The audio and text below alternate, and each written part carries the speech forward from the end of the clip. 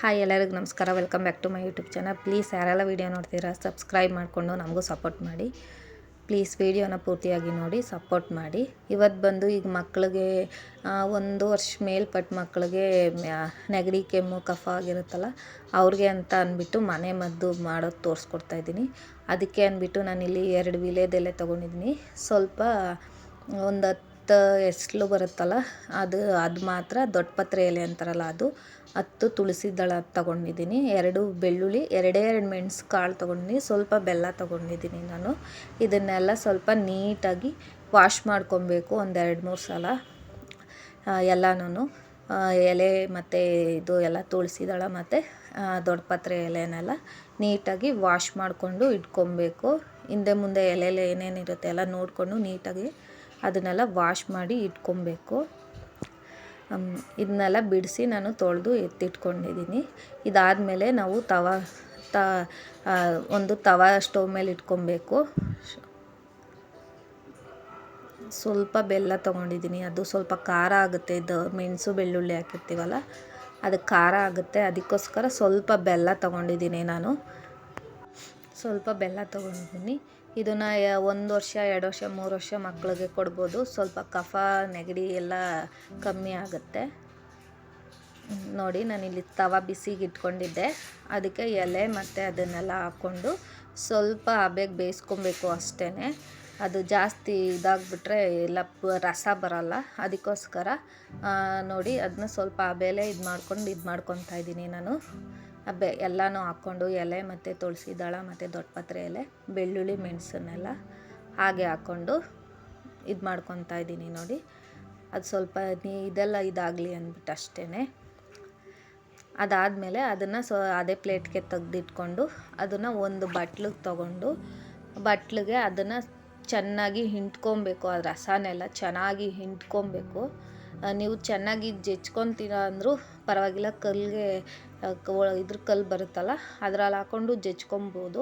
ಅದು ಸ್ವಲ್ಪ ಜಜ್ಕೊಂಡಾಗ ಎಲೆ ಎಲ್ಲ ಬಿಟ್ಕೊಂಡ್ರೆ ಮಕ್ಕಳು ವಾಂತಿ ಮಾಡ್ಕೊಂಬಿಡ್ತಾರೆ. ಅದಕ್ಕೋಸ್ಕರ ಬರೀ ರಸನೇ ತೊಗೊಳ್ಳೋಣ ಅಂದ್ಬಿಟ್ಟು ಚೆನ್ನಾಗಿ ಹಿಂಡ್ಕೊತಾ ಇದ್ದೀನಿ ನಾನು. ಚೆನ್ನಾಗಿ ಅದು ರಸ ಬಿಟ್ಕೊಳ್ಳೋವರೆಗೂ ಚೆನ್ನಾಗಿ ಹಿಂಡ್ಕೊಬೇಕು. ಬೆಳ್ಳುಳ್ಳಿನ ಸ್ವಲ್ಪ ಜಜ್ಜಿ ಹಾಗೆ ಹಿಂಡಕ್ಕಾದರೆ ಹಿಂಡ್ಕೊಳ್ಳಿ. ಇಲ್ಲಾಂದರೆ ಅದನ್ನು ಚೆನ್ನಾಗಿ ಇದರಲ್ಲಿ ಜಜ್ಜಿಬಿಟ್ಟು ಅದಾದಮೇಲೆ ಸೋಸ್ಕೊಂಡ್ರೂ ಆಗುತ್ತೆ ನೀರನ್ನ ಚೆನ್ನಾಗಿ. ಅದು ಸ್ವಲ್ಪ ಸ್ವಲ್ಪ ಹಾಗೆ ಎಲೆ ಇದು ಎಲ್ಲ ಸಿಕ್ಕಿದ್ರೆ ಮಕ್ಕಳು ವಾಕರಿಕೆ ಮಾಡ್ಕೊತಾರಲ್ಲ ಆ ಥರ ಮಾಡ್ಕೊಂಬಿಡ್ತಾರೆ. ಅದಕ್ಕೋಸ್ಕರ ಬರೀ ಇದು ಸ್ವಲ್ಪ ನೀರಿನ ಥರನೇ ಇದ್ದರೆ ಹೇಗೋ ಒಳಗೆ ನುಂಗ್ಕೊಂಬಿಡ್ತಾರೆ ಅಂದ್ಬಿಟ್ಟು ನಾನು ಹಾಗೆ ಸ್ವೀಸ್ ಮಾಡ್ಕೊತಾ ಇದ್ದೀನಿ ನೋಡಿ. ಚೆನ್ನಾಗಿ ಹಿಂಡ್ಕೊಬೇಕು. ಅದು ರಸ ಎಲ್ಲ ಚೆನ್ನಾಗಿ ಬರಬೇಕು. ಅದನ್ನು ಹಾಗೆ ಹಿಂಡ್ಕೊತಾ ಇದ್ದೀನಿ ನೋಡಿ ನಾನು. ಅದು ಸ್ವಲ್ಪನೇ ಬಂದಿದೆ ನೋಡಿ. ಇದು ಒಂದು ಟೈಮ್ಗೆ ಒಂದು ಸ್ಪೂನಲ್ಲಿ ಚಿಕ್ಕ ಸ್ಪೂನಲ್ಲಿ ಬರುತ್ತೆ ಅಷ್ಟೇ, ಜಾಸ್ತಿ ಬರೋಲ್ಲ ಅದು. ಇದನ್ನು 2 ಟೈಮ್ ಕೊಟ್ಟರೆ ಸ್ವಲ್ಪ ಕ್ವಾಂಟಿಟಿ ಜಾಸ್ತಿ ಮಾಡ್ಕೋಬೇಕು.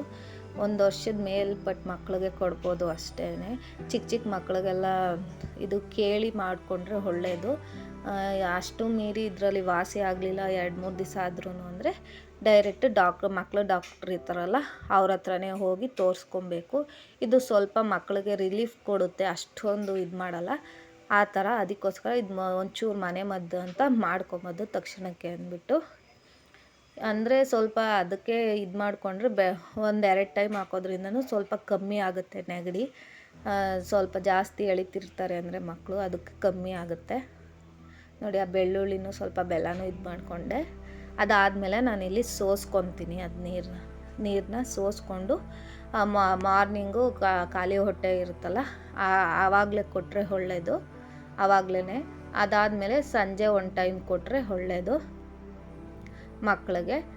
ಮನೆಯಲ್ಲೇ ಅಂತ ಈ ಮದ್ದು ಮಾಡಿಕೊಂಡ್ರೆ ಚೆನ್ನಾಗಿರುತ್ತೆ. ಯಾವಾಗಲೂ ಡಾಕ್ಟ್ರ್ ಹತ್ರನೇ ಸಿರಪ್ಪಲ್ಲೇ ಮಾಡ್ಕೊಳ್ಳೋದ್ಕಿಂತ ಇದನ್ನು ಟ್ರೈ ಮಾಡಿಕೊಂಡು ಮಕ್ಕಳನ್ನ ಅದೇ ರೀತಿಲಿ ಮಾಡ್ಕೊಂಡು ಹೋದರೆ ಮನೆ ಮದ್ದಲ್ಲೇ ಸ್ವಲ್ಪ ವಾಸಿ ಮಾಡಿಕೊಂಡ್ರೆ ಒಳ್ಳೆಯದಾಗುತ್ತೆ ಅನ್ನೋದಕ್ಕೋಸ್ಕರ ಅಷ್ಟೇ ಈ ಮನೆ ಮದ್ದು ಟ್ರೈ ಮಾಡಿ. ನಾನು ನನ್ನ ಮಗುಗೆ ಟ್ರೈ ಮಾಡಿದ್ದೀನಿ. ಒಂದು 2-3 ದಿವಸದಲ್ಲಿ ನಾನು ಮಾರ್ನಿಂಗು ಈವ್ನಿಂಗು ಕೊಡ್ತಾ ಹೋಗ್ತಿದ್ದೀನಿ. ಅದು ಸ್ವಲ್ಪ ಜಾಸ್ತಿ ಆದರೆ ಮಾತ್ರ 2-3 ದಿನದಲ್ಲೂ ವಾಸಿ ಆಗದಲೇ ಮಕ್ಳಿಗೆ ಸ್ವಲ್ಪ ಜಾಸ್ತಿ ಇದಾಗಲಿಲ್ಲ ಅಂದಾಗ ಮಾತ್ರ ಡೈರೆಕ್ಟ್ ಮಕ್ಕಳು ಡಾಕ್ಟ್ರ್ ಹತ್ರನೇ ಕರ್ಕೊಂಡು ಹೋಗಬೇಕು. 2-3 ದಿವಸದಲ್ಲಿ ಇದಾದರೆ ಏನೂ ಪ್ರಾಬ್ಲಮ್ ಆಗೋದ ಇದನ್ನು ಕೊಡ್ಬೋದು. ಇದರಿಂದ ಏನು ಸೈಡ್ ಎಫೆಕ್ಟ್ ಏನೂ ಇರಲ್ಲ, ಮಕ್ಕಳಿಗೆ ಅಂತ ಕೊಡ್ಬೋದು. ಆದರೆ ನೀಟಾಗಿ ವಾಶ್ ಮಾಡಿಕೊಂಡು ನೀಟಾಗಿ ಇಟ್ಕೊಂಡು ನೀಟಾಗಿ ಕೊಡಬೇಕು ಅಷ್ಟೇ. ನೋಡಿ ರೆಡಿಯಾಗಿದೆ. ಇದು ಒನ್ ಟೈಮ್ಗೆ ಆಗುತ್ತೆ, ಒಂದೇ ಒಂದು ಸ್ಪೂನ್ ಬರುತ್ತೆ ಅಷ್ಟೇ ಈ ರಸ. ಇಷ್ಟು ಯೂಸ್ ಮಾಡ್ಕೊಳ್ಳೋದ್ರಿಂದ ಇದನ್ನು ಮಾರ್ನಿಂಗ್ ಟೈಮ್ ಕೊಟ್ಟರೆ ಮಕ್ಕಳಿಗೆ ತುಂಬ ಒಳ್ಳೆಯದು. ಈ ವಿಡಿಯೋ ಇಷ್ಟ ಆಯಿತು ಅಂದರೆ ಪ್ಲೀಸ್ ಸಬ್ಸ್ಕ್ರೈಬ್ ಮಾಡಿಕೊಂಡು ಸಪೋರ್ಟ್ ಮಾಡಿ. Thank you.